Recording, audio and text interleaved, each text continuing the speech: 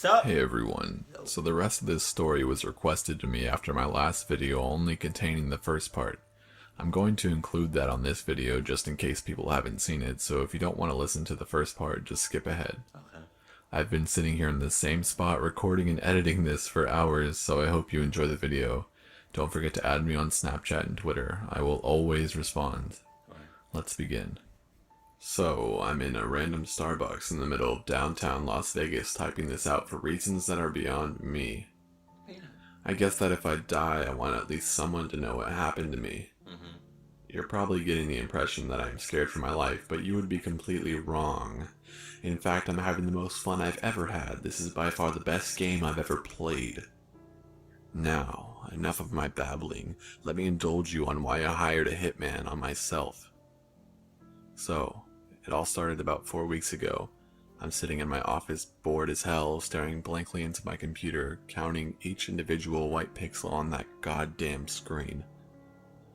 As I'm staring off into space, enjoying the peace and quiet of my own little world, I start thinking to myself, how did I end up this way? My life has boiled down to me sitting in this fucking cubicle for 8 hours a day, eating and sleeping. Calm down. I sure as hell didn't grow up thinking, boy, I'd sure like to spend the rest of my life filing acquisitions for some soul-draining corporation. I mean, I make good money, sure, but I don't even feel like a human anymore. Wow. It's like I'm going through the motions. I have no kids, no girlfriend, no family that actually wants anything to do with me. I'm completely alone. I need some adventure in my life again, some excitement. Fuck, anything is better than what I'm doing right now. I was snapped out of thinking how pathetic my life was by my annoying ass boss asking me if I had finished with this week's paperwork. I hadn't yet, but I lied and told him that I did. He told me in this I'm superior to you tone to have it on my desk tomorrow morning. Yeah, I'll get right on that, you self-centered prick. I finished up the form that I had been working on and turned off my computer. It was 5 p.m., signaling the end of another meaningless day. I got home and started thinking about what I could do to make my life a bit more fun. I went through the usual ideas of a vacation, moving to a new city, maybe even a new car, yet they all fell short. I needed something really fucking crazy to go down. I wanted to drop a bomb on my former life and really get shit started. I started fucking around in the deep web looking at all the illegal shit that they have to offer, and then I saw an ad that said, have a problem in your life? No. Hire one of our cleaners to take care of it, No. at Cthulhu's will. Now my interest was piqued. I checked out their website and it was a site to hire a hitman. Then a thought popped up into my head. What if I hired a hitman on myself? It would be like a game of cat and mouse, and the punishment for getting caught would be, of course, death. I was curious to see what their guidelines were and to see how far they would go to eliminate a target, so I emailed them saying I had a problem I wanted to get rid of. Within 3 hours, I got a response back informing me all of the details of the business and the range of prices it would cost me. I didn't respond right away, allowing myself time to think carefully of what I was getting myself into. You think? The more I thought about it, the more excited I got. Damn. This was the ultimate adventure game, like a real-life video game. I would have someone that would spend night and day hunting me down, and I would have to spend all of my time hunting them down. Yeah, but the only thing about what you just said is that this shit is real. It's not a game. It's not. It's not even close to a game. A game, you die, you come back to life. That's the game.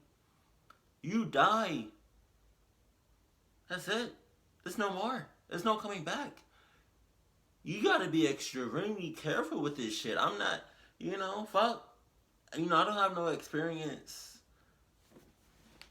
I don't have any experience, hitmanning. Is that a word? I don't. Hitmanning. I don't have,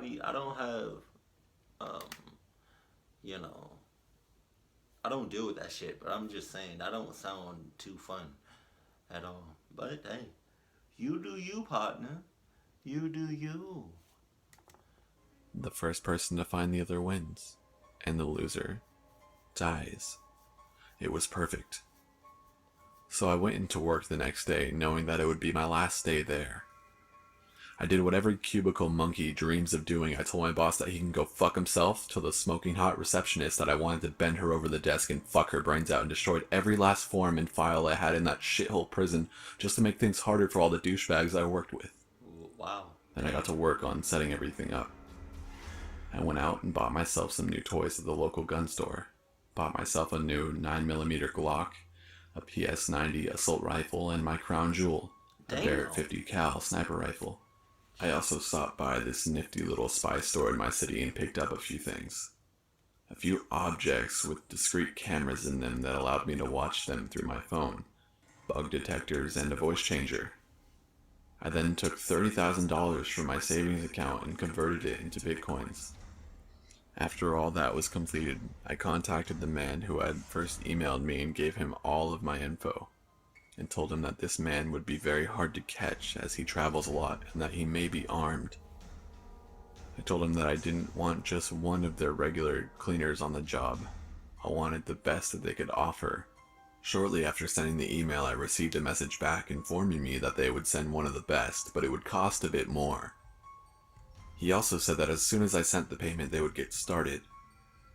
The last line of email he sent me made me realize shit was going to get serious very quickly. What'd he say? Just a quick warning for you. Once the payment is sent and confirmed, there is no going back. The job will be taken care of and there's nothing that can be done to stop it. Perfect. I sent the payment immediately and got a confirmation email back that it was received and that someone would be sent out the next day to my location. Damn. Now the real fun can begin. So there's the start to this huge shit show I created for myself, and like I said, it's been loads of fun. I've been in this Starbucks for about 2 hours now, and I need to get going as I can't stay in one location for too long. I'll update tomorrow with the rest of my story so far if people are interested. Wish me luck. How's it going, guys? I need to clear some stuff up with you guys before I get into my story. First off, a lot of you have been doubting the fact that I got a 50 cal Barrett sniper rifle without a waiting period. The reason I was able to obtain it so easily was because the state I bought it in is a very lenient state when it comes to gun policies, and on top of that, the owner of the store is my neighbor and he knew that I wanted one for the longest time as I have an interest in long-range shooting. So, all I had to do was get a simple background check and fill out a good amount of paperwork and it was mine. Secondly, a few of you are saying things like, "You're not going to last a week." If you had even listened to the first 2 paragraphs of my first entry, you would have known that this has been going on for 4 weeks now. I've had a few encounters with the man and I'm hoping to finish this up in the next few days. Anyways, let's continue. So I had just gotten confirmation that my payment was received and someone would be sent out the next day. Right. I started packing all the belongings in my apartment that I would need, as I wouldn't be able to return until after this was all completed. I packed about a month's worth of clothes, all my electronics that I would need, all my guns and spy gear that I had bought myself, and a few other miscellaneous items like a toothbrush and shampoo. Once everything was packed up, I went over to my friend's house that had an older car for sale that was registered to his name. I asked him if I could trade him cars for reasons I couldn't get into and gave him $2,000 just to keep my car in his backyard and look after it. I figured if this Hitman agency was any good, they'd look at my DMV records and know what kind of car I was driving and my license plate, which would make me a lot easier to find. He agreed and told me to look after myself and to be careful. So I set out back to my old apartment that night to put all the things I had packed up into the trunk and the back seat. I also set a little note on my coffee table in the living room that said, "Tag, you're it," just to fuck with the guy and give him a little heads up that this wasn't going to be an average hit. What fun would it be if he didn't even know that this was going to be a fun little game? I now had everything I needed to go in the hunt in the car that couldn't be traced back to me. Before the day ended, I went to Walmart and picked myself up a little prepaid smartphone and then dismantled my own phone so I couldn't be tracked via GPS. Before it got too late, I also stopped by the little spy shop again and picked up a magnetic GPS locator. You know, that kind that Walt and Hank from Breaking Bad put under Gus Fring's car to follow him. After that, I was fully ready to do this. No turning back now. I went back to the area around my apartment around 11 p.m. and parked about 2/3 to 3/4 of a mile away to wait. No way I could stay the night there and allow that guy to get the drop on me while I was sleeping. I sat on the passenger side of the car to make it look like I was waiting for a friend to come back to the car and to not freak people out who lived in the apartments I was in front of. They said they'd be sending him out the next day, so I had to sleep in the car and wait for him to arrive. I went to sleep around midnight and woke up around 7 a.m. I took out my nice deer hunting binoculars and waited, and waited, and waited. I finally got hungry enough to convince myself I needed to eat, so I went to a little fast food joint and picked up a few burgers. I went back and parked in the same spot I was before. It was around 5 p.m. at this time, and I figured this guy wasn't going to come during the day, so I fucked around on Reddit for a few hours until it got dark. I finally got bored on Reddit, so I went back to watching my apartment. Around 10 a.m., I watched an all-black car with dark-tinted windows, I think it was a Chrysler 300, pulled up a few hundred feet from my apartment on the other side of the street. It looked a bit fishy on account that it had out-of-state plates I'd never seen in my neighborhood before, so I started to watch it. It just sat there for about 10 minutes, presumably checking out the house, then it drove away.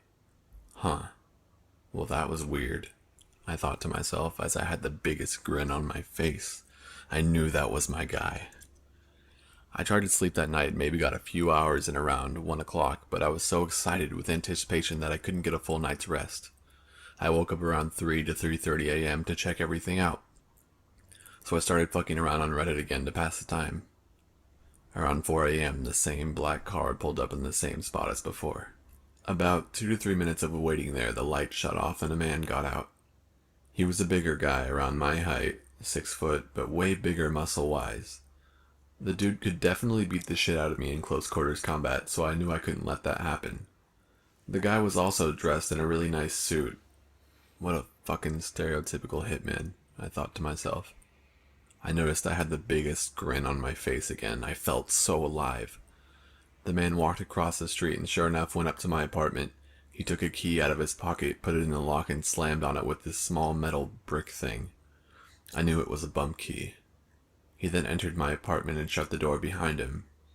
About 30 seconds later, after he did that, I used the binoculars to focus in on his license plates and wrote down the number. After about 5 minutes, he came out and put something in his pocket. I'm pretty sure it was his gun. He also had something else crumpled up in his other hand. He threw it in the gutter, got back in his car, and drove off. I waited about an hour and went to go see what he threw out. Sure enough, it was the "Tag You're It" note I left him. I started laughing hysterically and knew this was going to be a lot more fun than I could ever hope for. I feel like something's about to take a turn for the worse. Maybe it's just me, maybe it's not. But I just got a feeling. Just a feeling. I went back to my car to try to catch a few hours of sleep. When I awoke, the sun was already up. It was around 8 a.m. I drove off to another one of my buddy's house who worked for the DMV to get some info from him. He wasn't there, so I went to his work to find him. After about 15 minutes, when he was in between helping people, I walked up to his counter. He was surprised to see me and greeted me with, "What's up, man?" I sat down without saying anything to him and slipped him a piece of paper with a license plate number on it. "What's this?" he asked.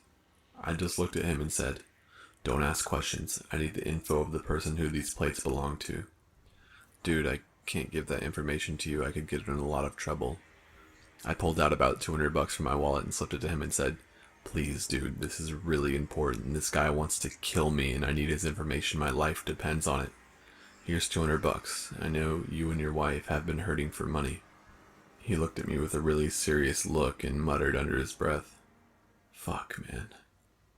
He took the money and put it into his pocket and started typing on his computer.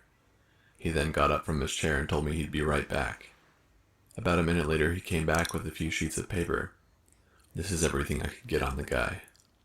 I looked at him again with a really serious face and said, "Don't mention this to anyone, even your wife. This guy is really dangerous and I don't need you getting involved, and make sure no one can trace back the fact that you looked up his information." He looked back at me and said, "Okay."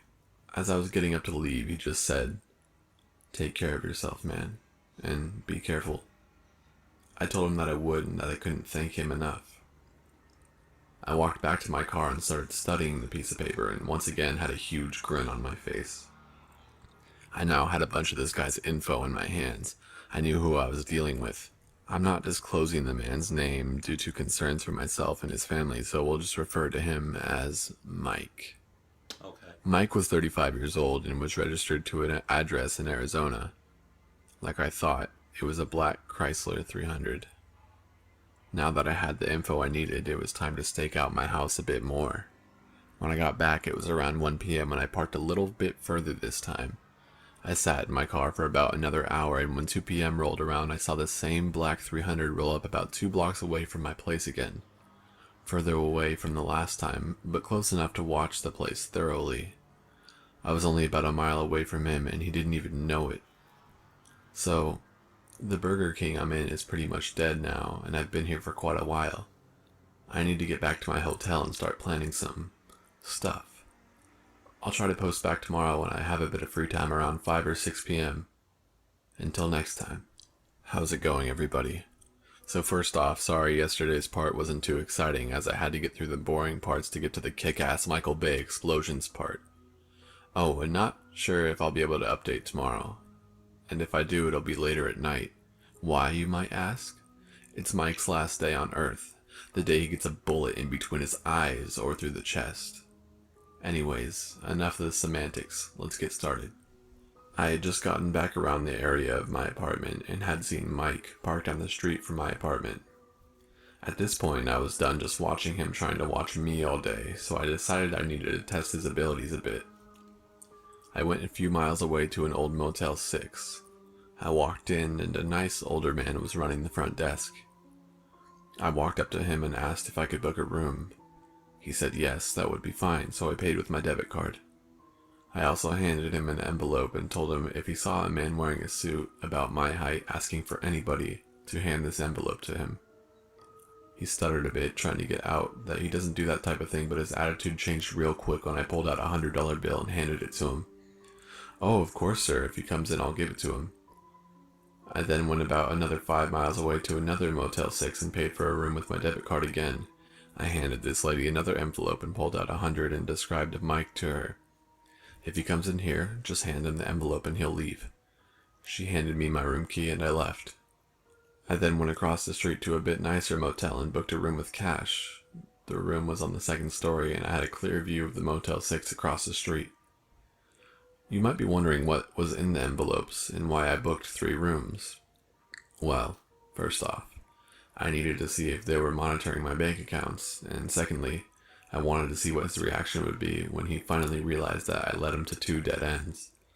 The envelopes were just 2 pieces of paper. The first one said, "Try again," and the second one said, "So close, yet so far away.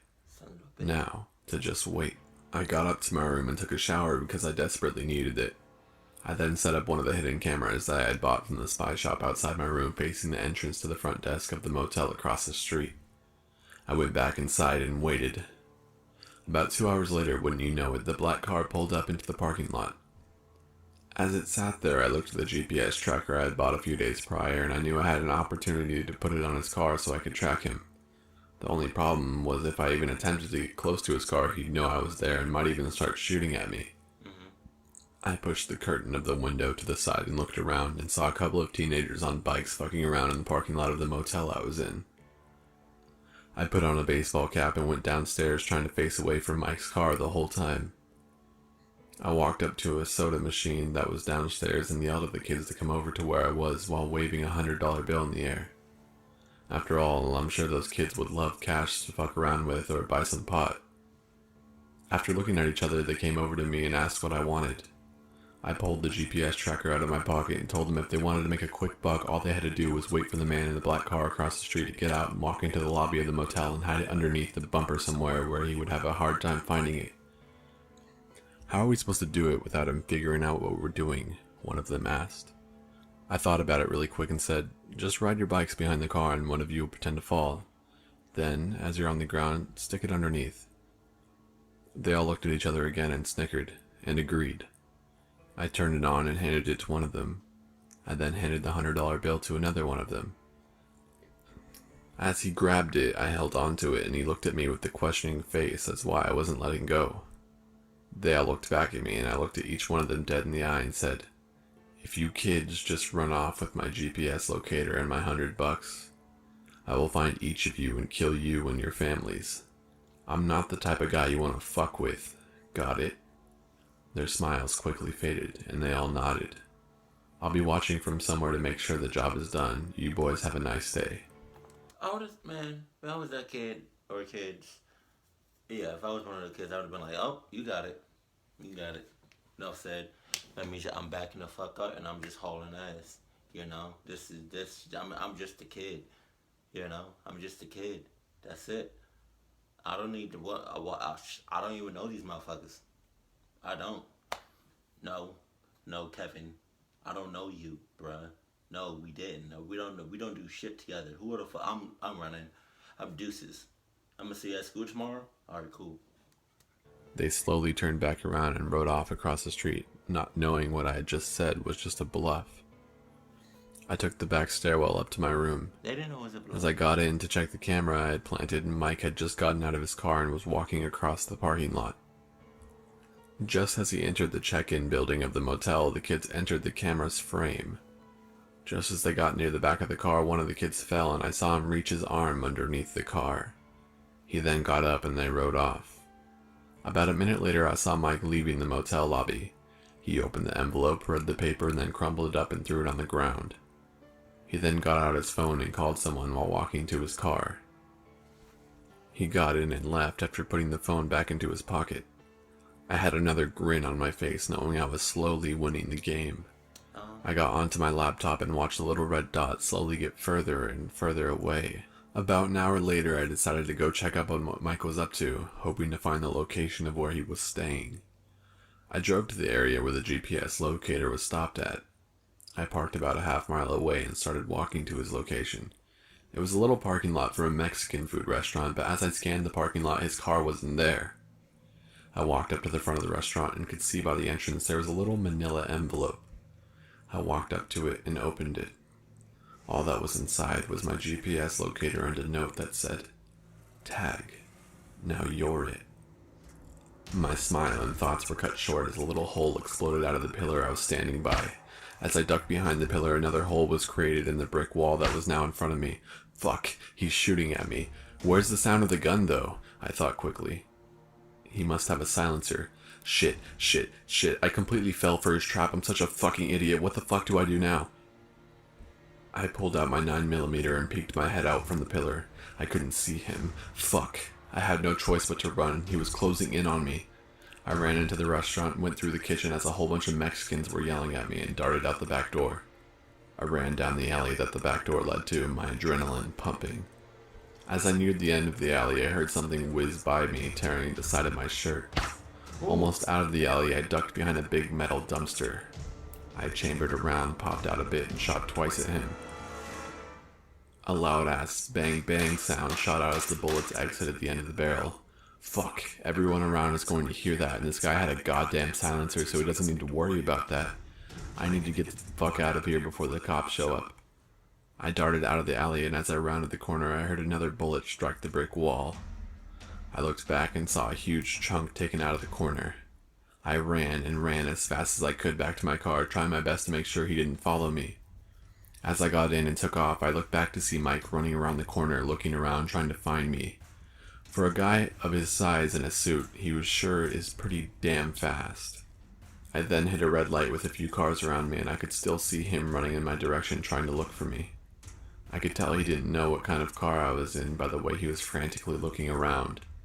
He kept getting closer and closer until finally he was right beside me, on the other side of the street. The only thing that was between us was another car in the left lane.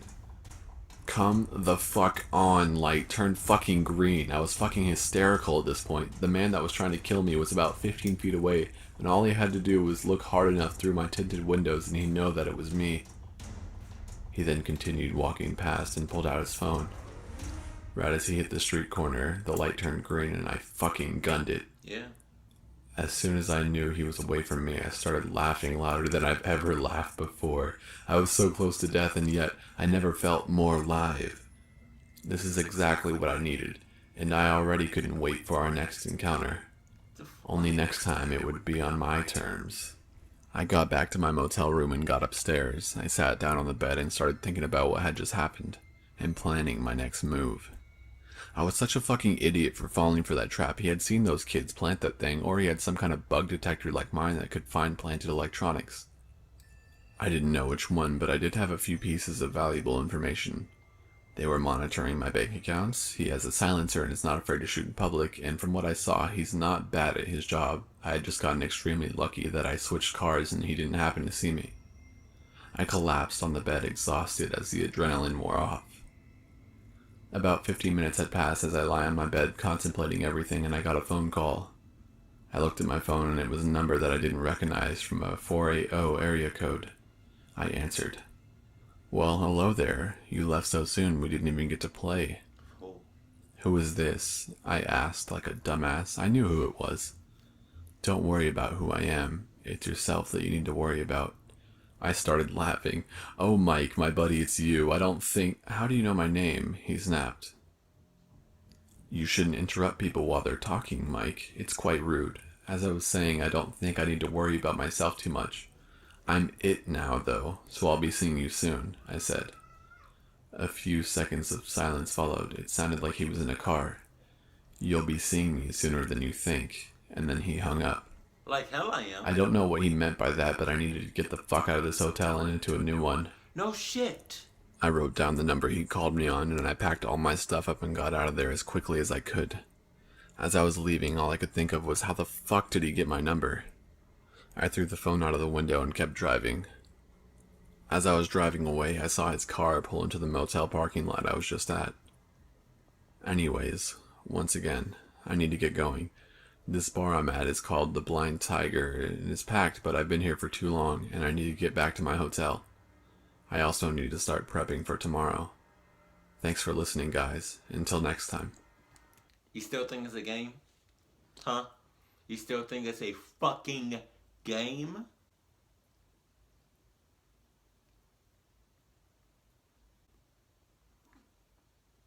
Bruh, no. Mm-mm. You already fucked up a long time. You fucked up by even starting this whole shit. That's what you fucked up on. For real. You bullshitting. Now, see, because at first you was fucking up. You still are fucking up. But now you bullshitting. You know? Yeah. Like, you do, no.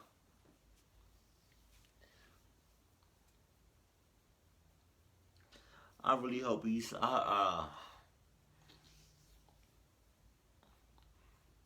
don't play around with shit like this at all. Especially if you're doing that shit on yourself. What the fuck is wrong with you, bro?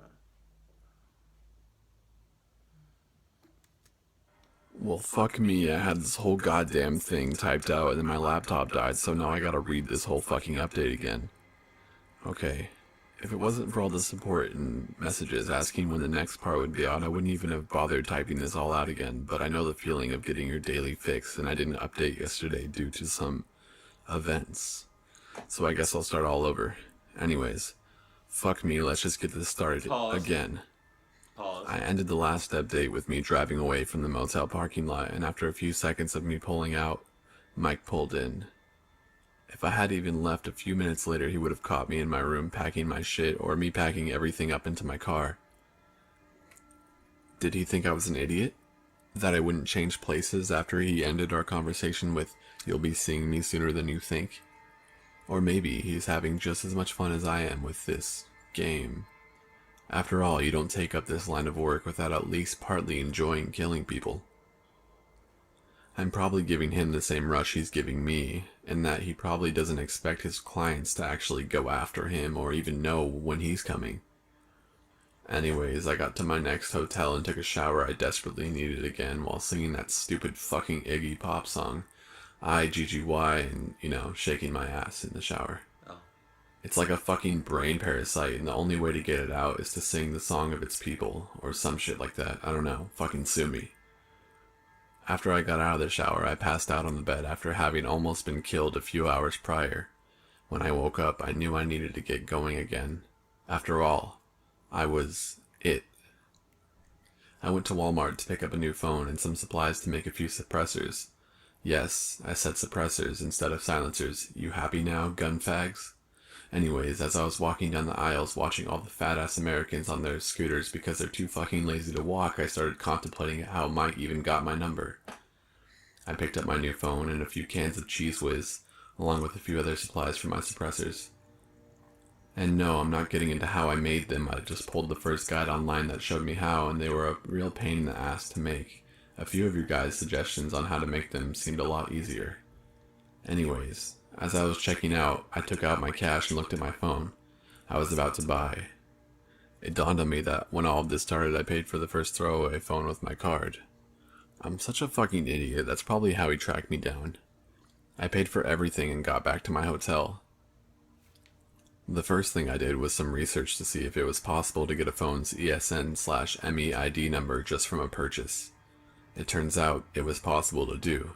It was just a difficult process of going through Walmart's purchase database or the phone's manufacturer database. Fuck. Another mistake on my part. If I keep fucking up like this, I'm going to end up dead. No. I took the rest of the day to make the suppressors for myself and they turned out pretty good. Except for the huge fucking Cheese Whiz mess I had to clean up.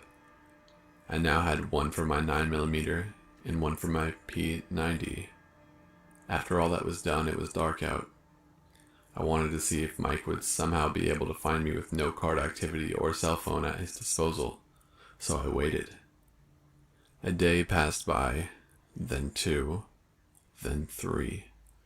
After about a week and 3 hotels later, I figured he was only able to track me when I used my card and slipped up somehow like anyone who doesn't know a hitman is following him would do. Unless he was watching and studying me the whole time, which I doubt he was doing. By the end of the week of sleepless nights and constantly looking over my shoulder, I was almost completely out of cash on hand.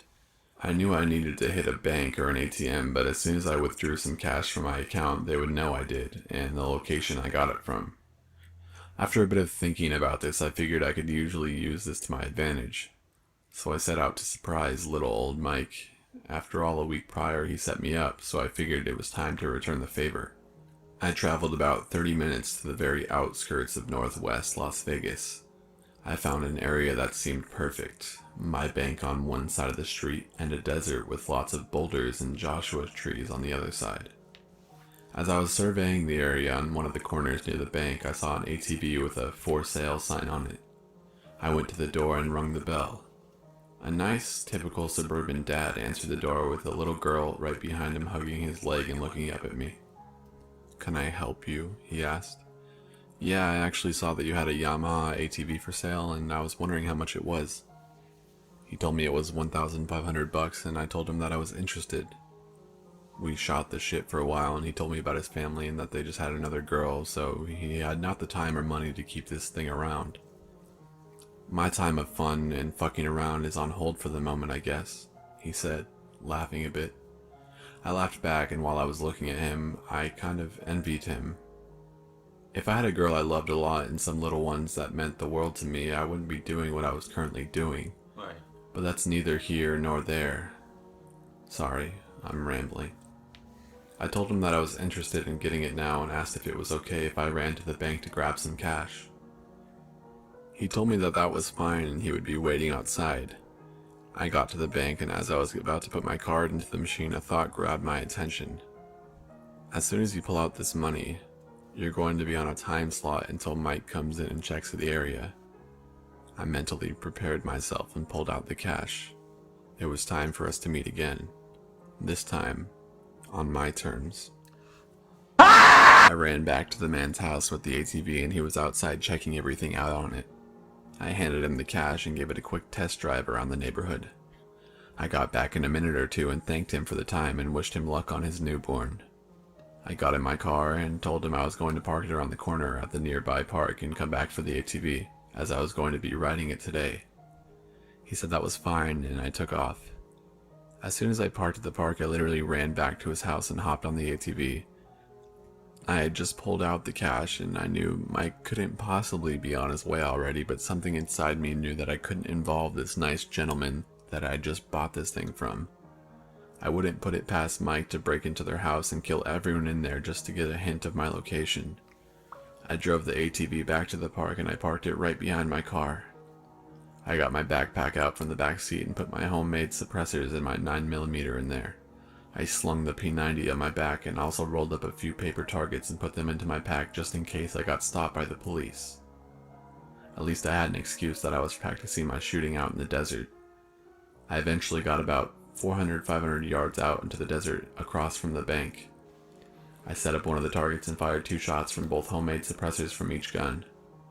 They both worked really well with only a small sound coming out of each of them. The sun started to set behind the mountains and I got set up and parked my ATV behind a large boulder. When it got completely dark, I got on top of the boulder and I lied down. I put on a black ski mask and a black shirt so I couldn't be noticed out in the open. I flipped the cap to my scope on my P90 off and looked through it. I could see the bank dimly lit inside as well as the parking lot. Now, all I had to do was wait. It had been about an hour and a half to 2 hours since I had to look at the bank, but no Mike. Around 11 o'clock or so, I finally saw his black car pull up. He drove around the bank once and then parked in front of it. I immediately noticed that his plates weren't on the car, which struck me as odd. He got out and walked up to the ATM and had something in his hand with wires attached to it. He put it in the machine and turned his back to me. Perfect. I flipped my safety off and took the shot. Boom. Center mass. He fell into the machine and pulled out his gun. How the fuck is he even moving? I shot him right through the fucking back.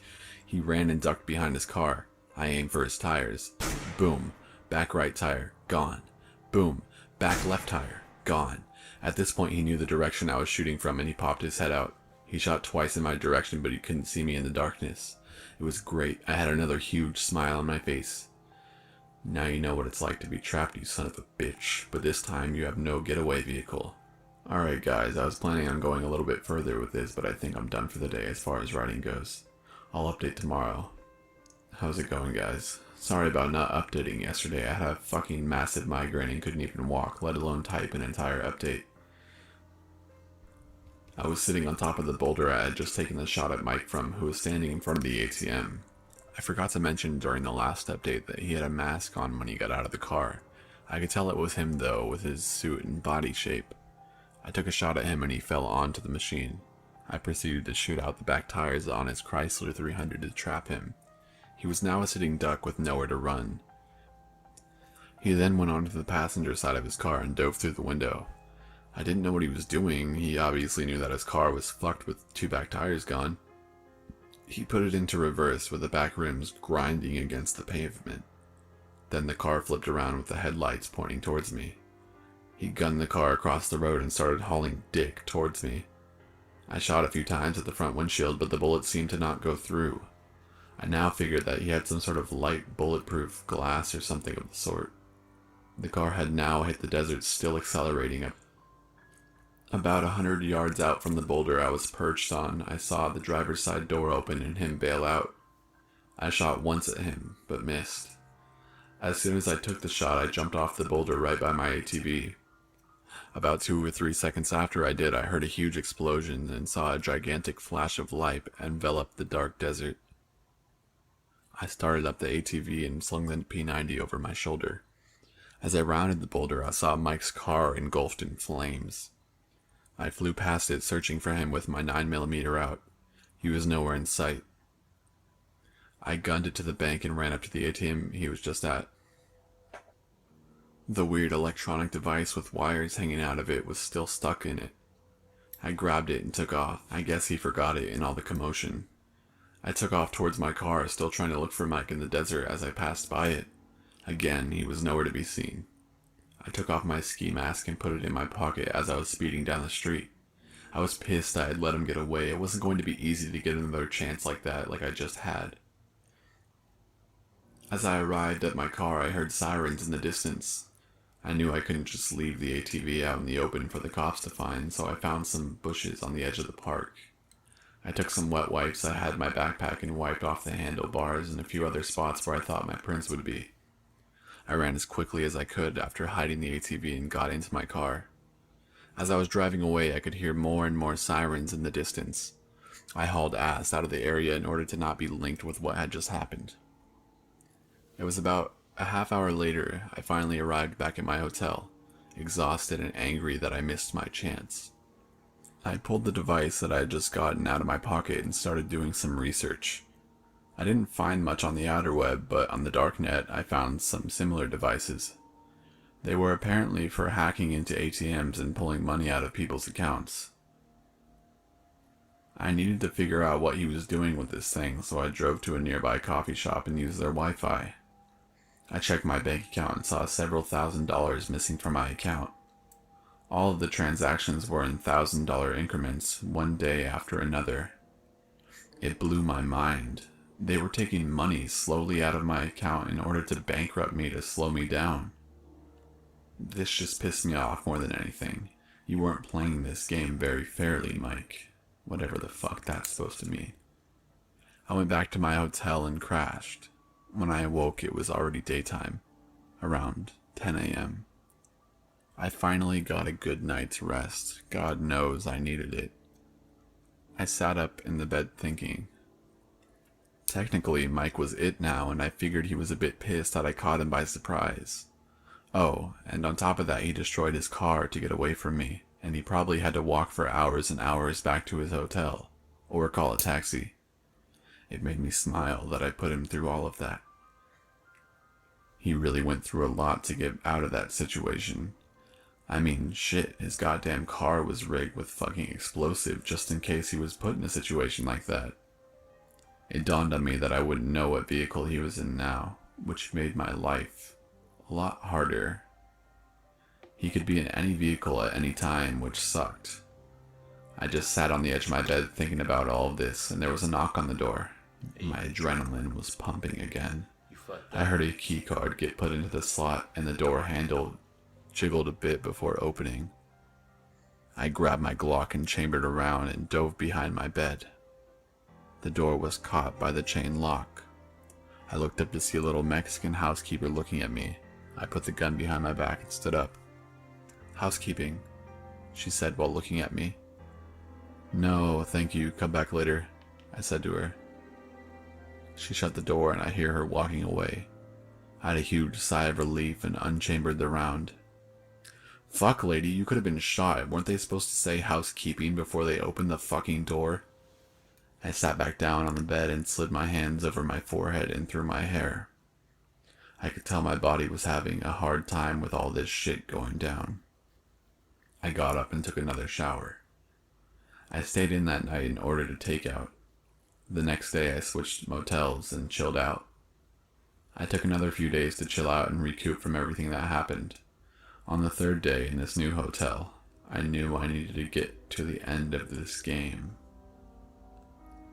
After a few hours of pacing in my room and not coming up with a single fucking idea and stressed as hell because I couldn't come up with anything, I decided I'd go down to the strip and play a little poker to get my mind off of everything.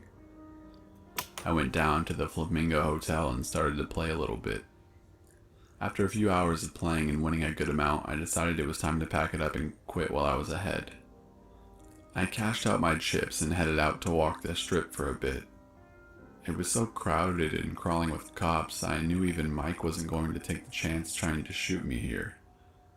As I was walking, I noticed the Bellagio fountains started up. I stood across the street admiring them, and it took my mind off everything that was going on for a brief moment. As soon as my mind got sidetracked with the beauty of the jets dancing around one another, I saw something that shocked me to my very core. What'd you see? There was Mike, walking in between a thick crowd of onlookers watching the fountains. Holy fucking shit. Out of all the people in this whole fucking city, there's the one person that I was looking for right in front of me. He hadn't noticed me at all, so I started trailing behind him on the other side of the street. I lowered my baseball cap and kept watching him, always a few feet behind so he wouldn't see me. He eventually made his way to that Aria hotel and walked in. I waited about a minute and I walked in. Just as I saw him make his way to the room elevators. No fucking way, I knew where he was staying. It was a 1 in a million, but something out there gave me a break and put him right in front of me. I walked up to the lobby receptionist and gave her some bullshit story about how me and my buddy got separated and I needed his room number to check if he was there. She asked for his first and last name, and I gave it to her. She typed some things into her computer and gave me a room number. I couldn't have gotten more lucky. The more I thought about it, the more sense it made. If I were him, I'd want to stay in the most crowded hotels in Vegas, making getting found a lot harder. I thanked her for the information and took off. I made my way back to my car and drove back to my motel. I got in and took out one of my spare manila envelopes. I put the ATM hacker gizmo in it and a note that said, Red Rock Canyon, 6 p.m. 2 days from now. Take Scenic Loop Drive to White Rock Mountain Road and turn right. Keep driving until the road turns to dirt and keep going some more. You'll see an older car parked on the side of the road. I'll be waiting. You're it. I ran back to the area with the envelope and room number in my hand. I took the elevator up to his room, a nice suite. I wrote Mike on the front of it and took out some tape that I had, stuck 2 pieces to the envelope and stuck it to his door as fast as I could without making any noise. Hopefully, no one would take it. This was my only chance to finally finish all of this. I ran back down to the casino floor and got to my car. As soon as I got back to my room, I started to prepare. I took out my 50 cal and started to clean it, from barrel to the butt of it. I couldn't fuck this up like I did last time. I started to put the gun back together and there it was again. That big ol' smile had come back to my face. Alright guys, this is almost the end and there'll either be 1 or 2 more updates. Again, sorry for not updating sooner. You're and okay. I'll be sure to update tomorrow. You have my word. It's okay. It's okay. Hey everyone, first off I want to apologize for taking so long to update, and secondly I want to apologize for not updating when I said I was going to when some of you asked. I currently have a massive fucking migraine, so I'll try to write as much as I can about the events that have been happening in the past few days, and then I'll continue on where part 5 left off. I got done cleaning all my guns at the hotel room, and I then proceeded to go to Walmart to get a few extra outdoor items along with the things I had brought from home in case I could no longer stay in a hotel room and had to do a little camping. I picked up about 10 of the 5-gallon propane containers, 2 big 10-gallon gasoline containers, a big bottle of Jack Daniels, and some other odds and ends to keep me sane if I had to wait for him. After all, he did have a reputation for taking his time to prepare and plan for whatever he was about to do. Unless he was setting a trap for me, he really got shit moving when the ball was in his court. Unfortunately for him, it wasn't this time, so I was prepared to wait. I stopped at a gas station to fill up my tank and the 10-gallon gasoline drums I'd just bought. Once I was done, I headed up to set up and wait. I arrived around 11 p.m. I told Mike to meet me out at the Red Rock in 2 days from when I left in the note. I figured he was going to take the day in between to check out the place, for advantages and disadvantages, cover, terrain, and which spots would offer the greatest advantage over the other, i.e. high ground with lots of cover. I had already done this the week before, and I luckily have spent my fair share of time in the area hiking along just to get out of the city, even if it was just for a moment. You'd be surprised at how much more you can take in when you hike alone and don't have any distractions. I knew this particular area well, almost like the back of my hand. Mike didn't, so I had a few ideas on where to lay a trap for him if he decided to come the next day and do some scouting. He's smart. He's smart. I knew he would be looking for good ambush areas, somewhere I wouldn't expect and where he would have an extreme tactical advantage. There was an area about 2 miles in from where the paved road turns into dirt. Big boulders surround the road, along with tons of wild trees and bushes. Monsoon season was just coming to an end, so the vegetation was nice and thick, providing lots of sight coverage. I was planning on parking my car right after this area in order to provide the illusion that that's where I would ambush him. However, there's a big overhanging plateau formation way in the distance, It had 3 perch areas that looked over this entire stretch of road for about 1.5 miles in each direction. This was my best chance I had, and I needed to take it. I arrived at around 11 p.m. and parked my car way off the dirt road and out of line of sight from people who would be driving on it. I packed up all my gear I would need for the night and started to trek up the area I chose to watch from. I only brought 2 of my guns, my 9mm just in case, it's always good to have a backup, and my baby that was a little hungry to do some hunting, the Barrett 50 cal.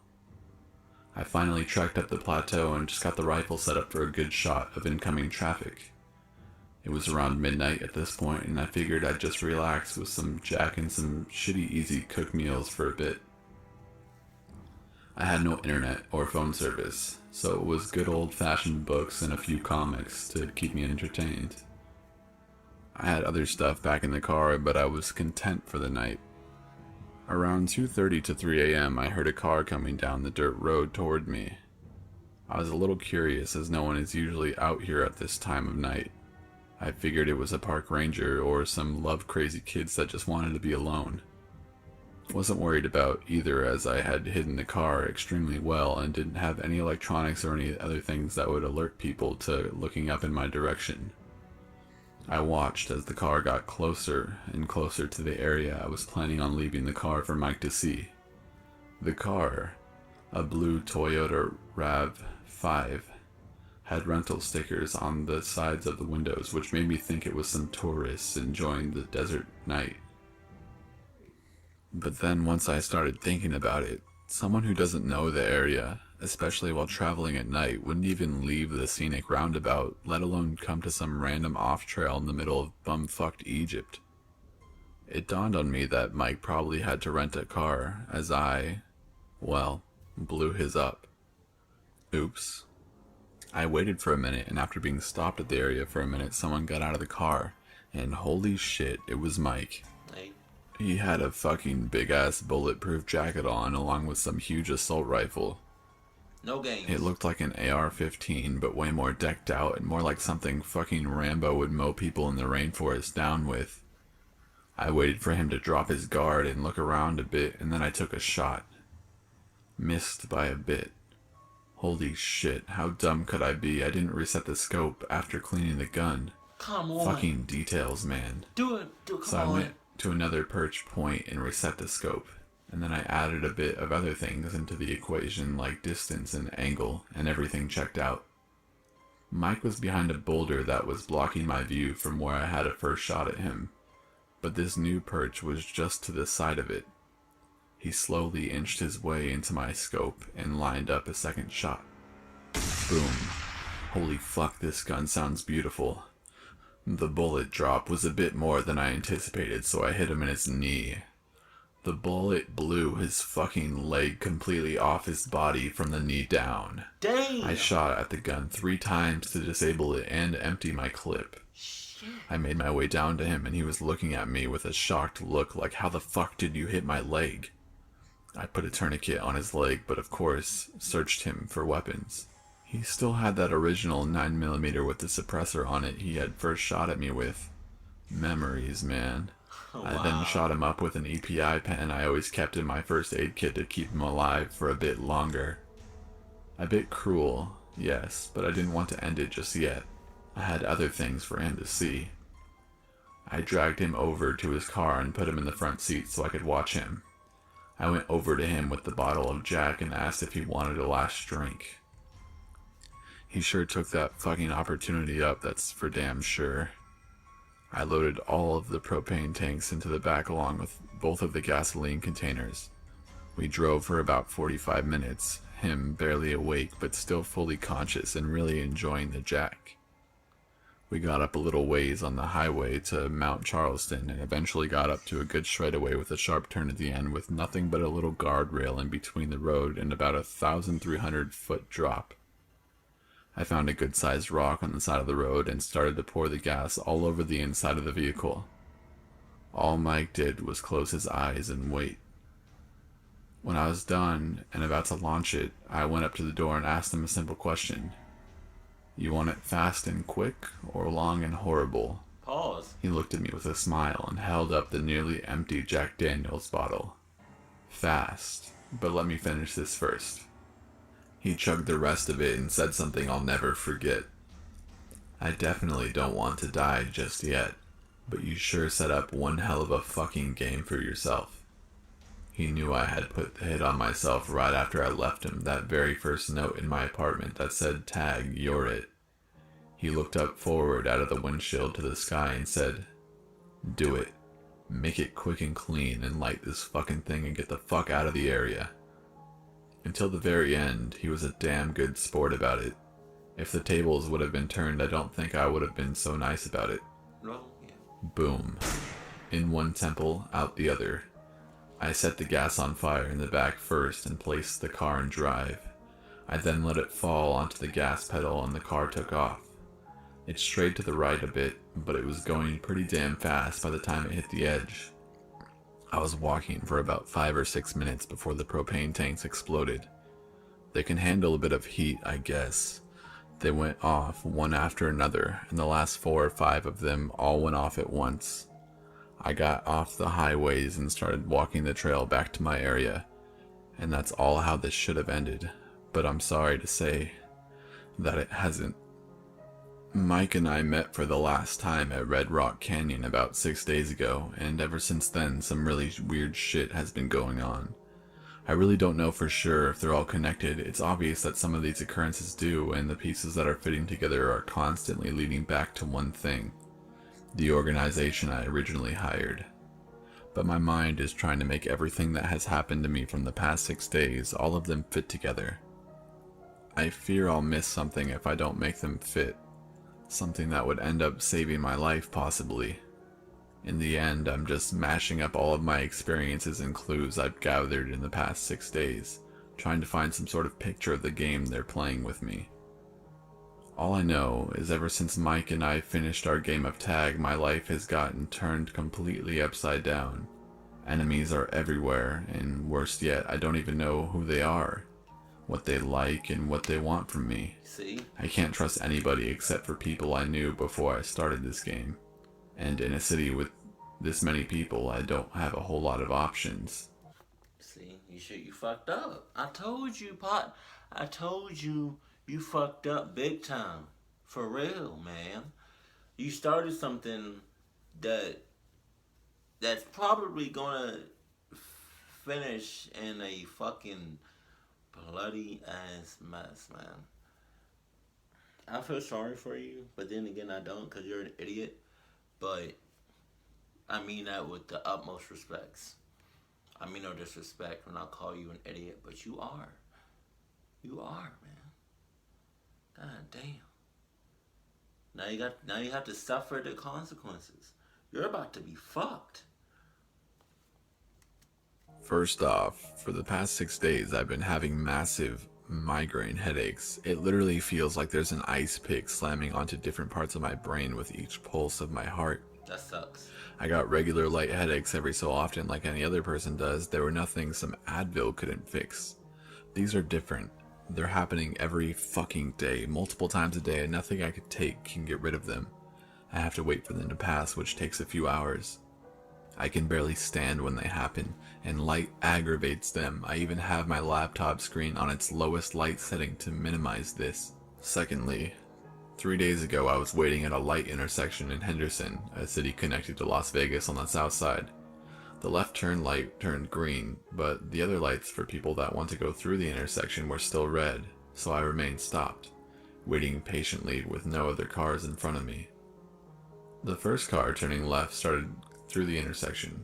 Then out of nowhere, a car going at least 60 to 70 miles per hour barrels through and T-bones the car. The car that was T-boned while turning it spun a few times but ended up on the other side of the intersection, finally stopping on the corner of the sidewalk to the left from my position, while the other car that sped through the light barely made it through the intersection, coming to a grinding halt as its engines dropped and the front end completely caved in. Everyone slammed on their brakes and the intersection was pretty much wide open, so I hit the gas and drove through and parked my car in front of her with my right side wheels up on the curb. I jumped out of my car and ran to hers, praying she was okay. and attempted to open her driver's side door, but it was also caved in where the other car had impacted, so the door lock was busted to shit from the looks of it. I ran to the passenger side and unlocked the door through the broken window, seeing the unconscious woman strapped into what looked like a metal death box. I had an unbelievable sense of recognition come over me. I knew I had seen her before, but I have no idea where. Like walking past someone that you've seen shooing at your favorite grocery store, or recognizing someone that jogs around your block in the morning. Only this time you're both standing in line to buy movie tickets. You recognize them and you know you've seen them around somewhere, but you don't exactly know where. I quickly pushed the thought out of my brain in order to focus.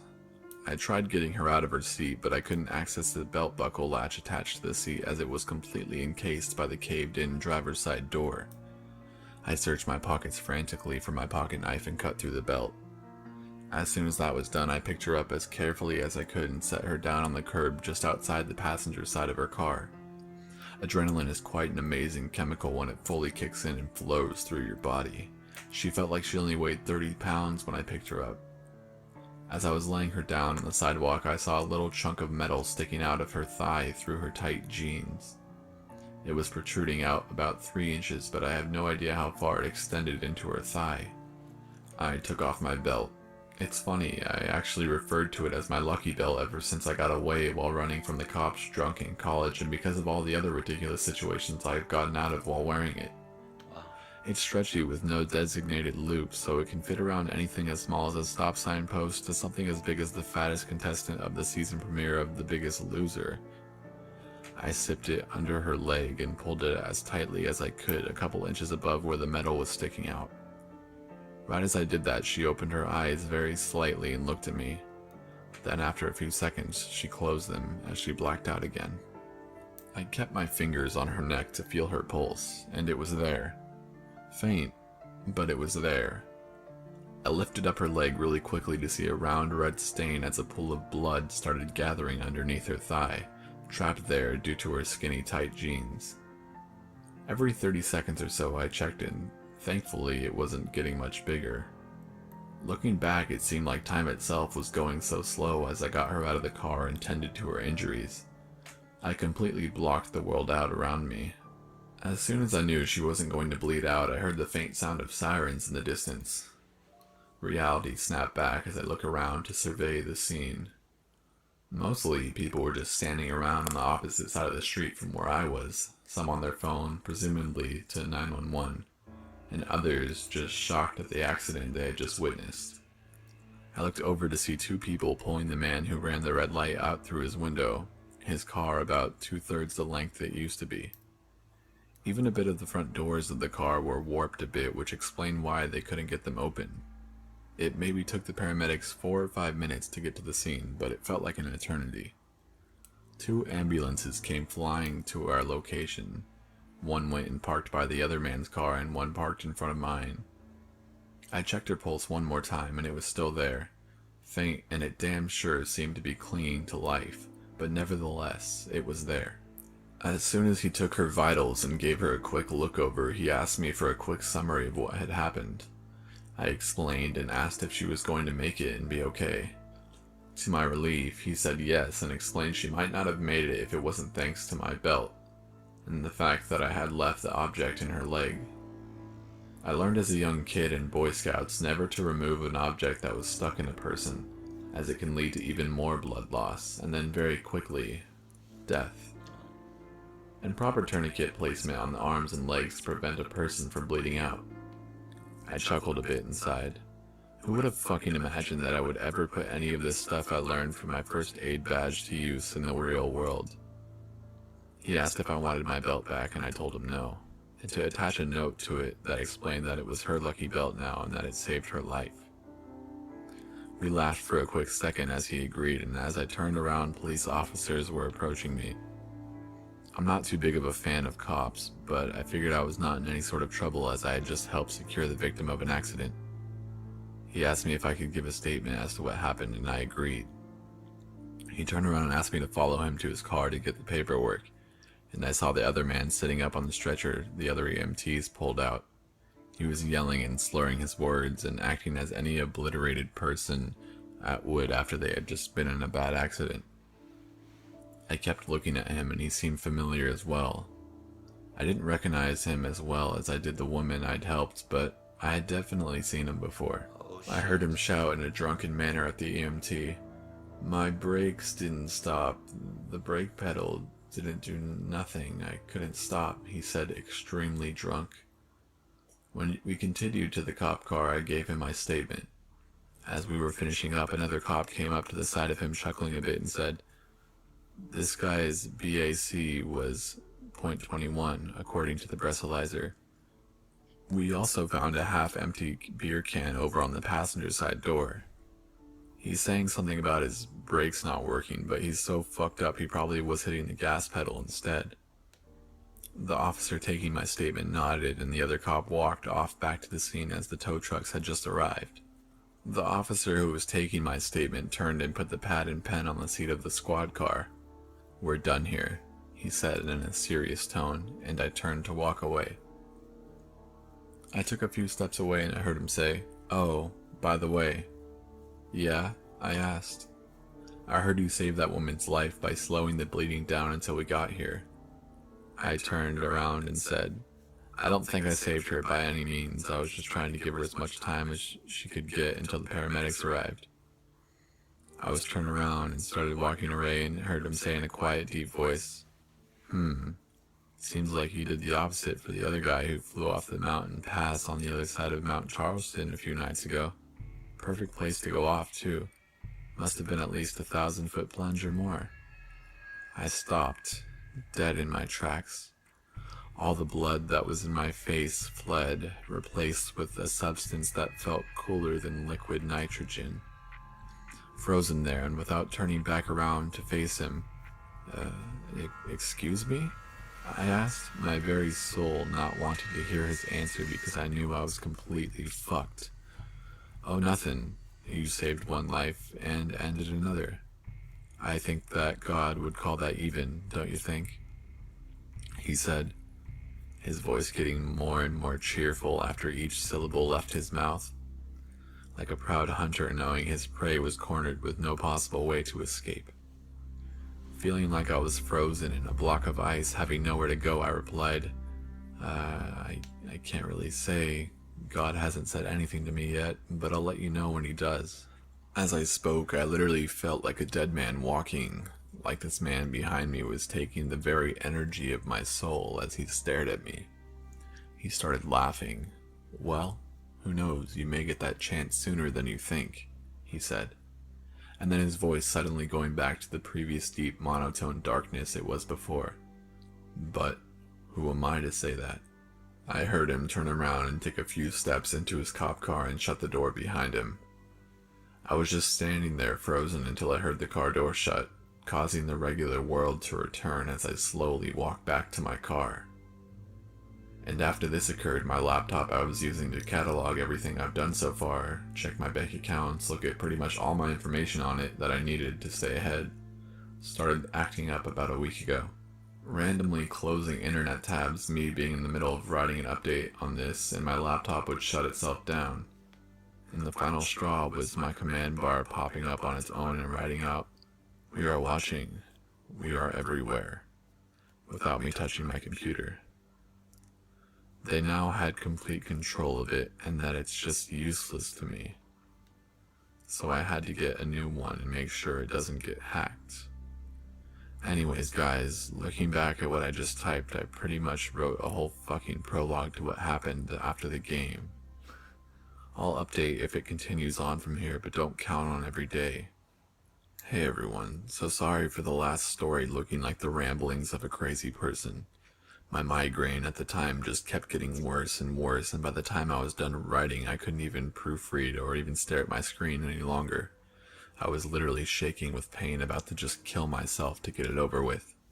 Don't worry, I'm not suicidal. Well, by suicidal I mean personally killing myself. I guess some would argue that what I did was suicide. In my opinion, it was more of a game, but hey, call me what you want, I honestly don't care. Shit, not no game. Anyways, I figure I'd leave one last quick update to let you guys know what's been going on.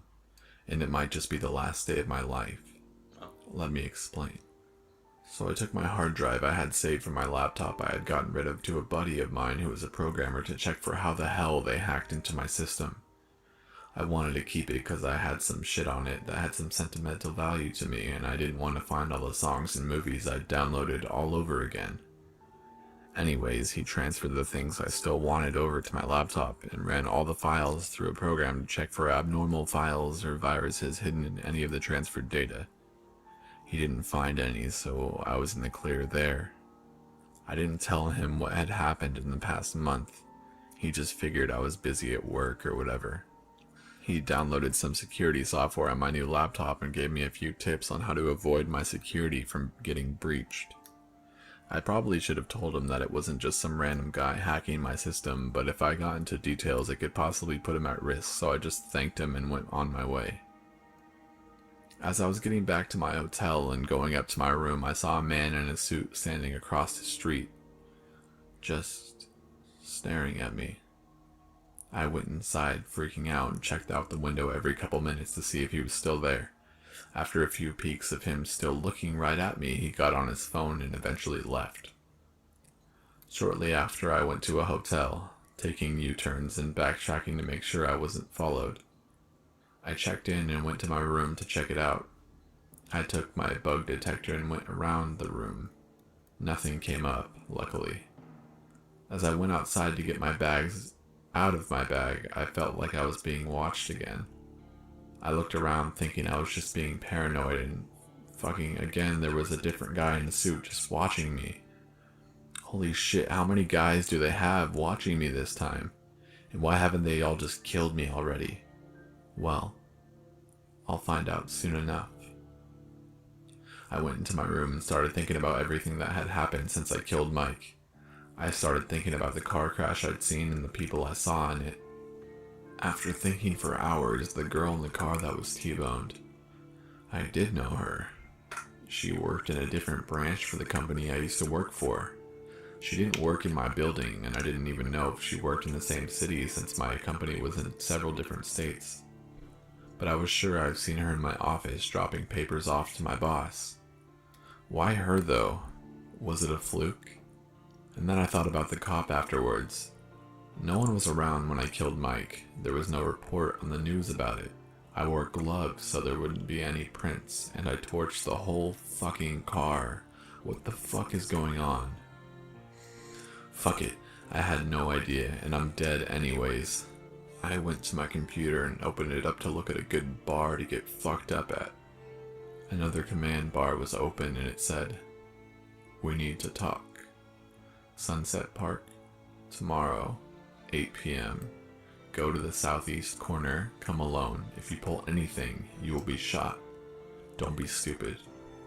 Well, fuck it, they know where I am. Anywhere I go, they have people everywhere, and I'm willing to bet they'll go to any length to find me. Maybe they just haven't killed me yet because they want a private place where it'll be easy to do it and to dispose of my body. I can't run anymore. I don't want to run anymore. I had the time of my life and now it's not fun anymore. Yeah. Oh well, I'll see what they want. And I'm gonna go get shit-faced and have a good time. Goodbye everyone. And in the words of the famous Ron Burgundy, stay classy.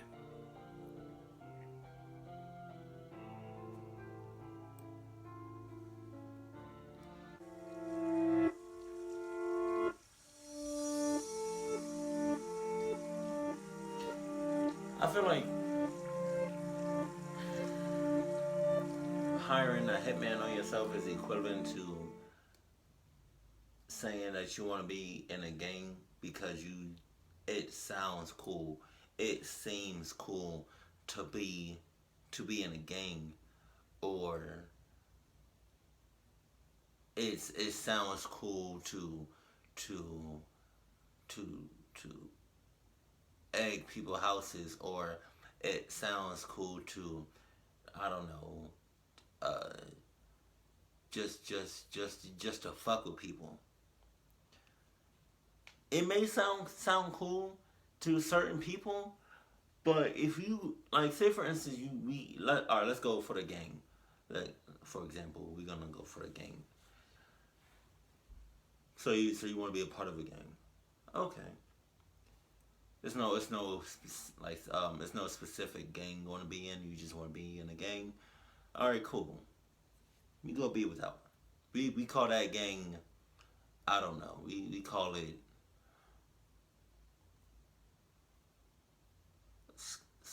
sky high gang. I don't know. You're in it. First week goes by. It's cool. You know. Nothing to it. Fast forward, about 2 months go past. Right. Everything seems cool, but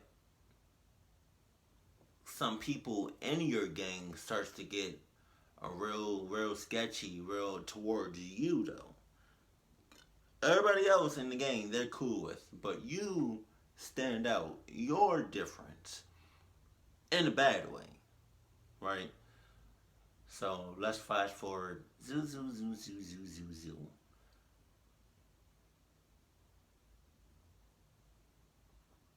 Six months in the game, you realize that you don't want to be in it no more. But you made a commitment. You decided you wanted it to be in a game because it sounds cool.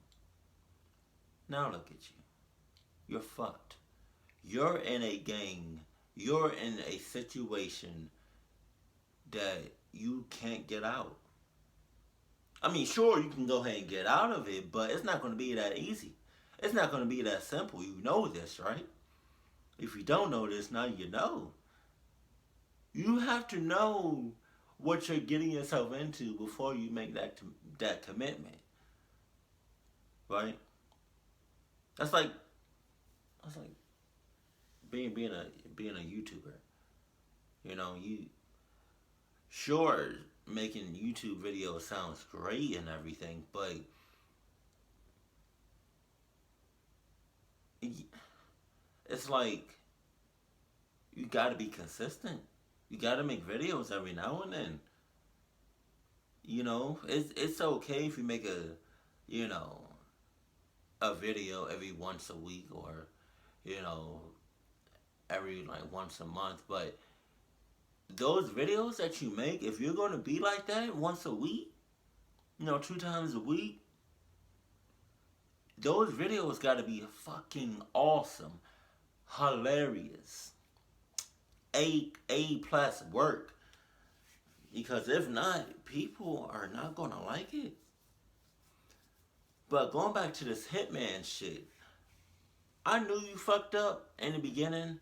I just wanted to see where you was going and how long you was going to last. And from the looks of it, it looks like you're not going to last too much longer. I don't know.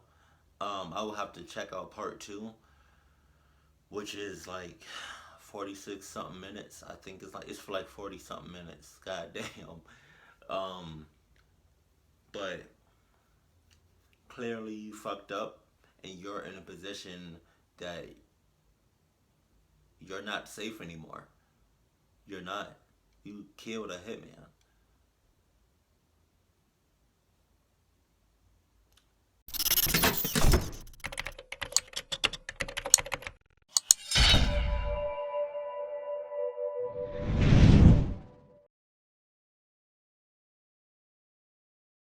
Sup? Hey everyone, so the rest of this story was requested to me after my last video only containing the first part. I'm going to include that on this video just in case people haven't seen it, so if you don't want to listen to the first part, just skip ahead. Okay. I've been sitting here in the same spot recording and editing this for hours, so I hope you enjoy the video. Don't forget to add me on Snapchat and Twitter. I will always respond. Right. Let's begin. So, I'm in a random Starbucks in the middle of downtown Las Vegas typing this out for reasons that are beyond me. Yeah. I guess that if I die, I want at least someone to know what happened to me. Mm-hmm. You're probably getting the impression that I'm scared for my life, but you would be completely wrong. In fact, I'm having the most fun I've ever had. This is by far the best game I've ever played. Now, enough of my babbling. Let me indulge you on why I hired a hitman on myself.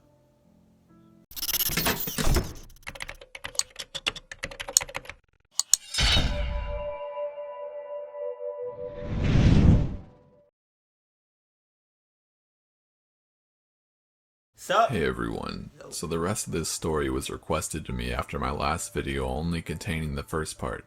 I'm going to include that on this video just in case people haven't seen it, so if you don't want to listen to the first part, just skip ahead. Okay. I've been sitting here in the same spot recording and editing this for hours, so I hope you enjoy the video. Don't forget to add me on Snapchat and Twitter. I will always respond. Right. Let's begin. So, I'm in a random Starbucks in the middle of downtown Las Vegas typing this out for reasons that are beyond me. I guess that if I die, I want at least someone to know what happened to me.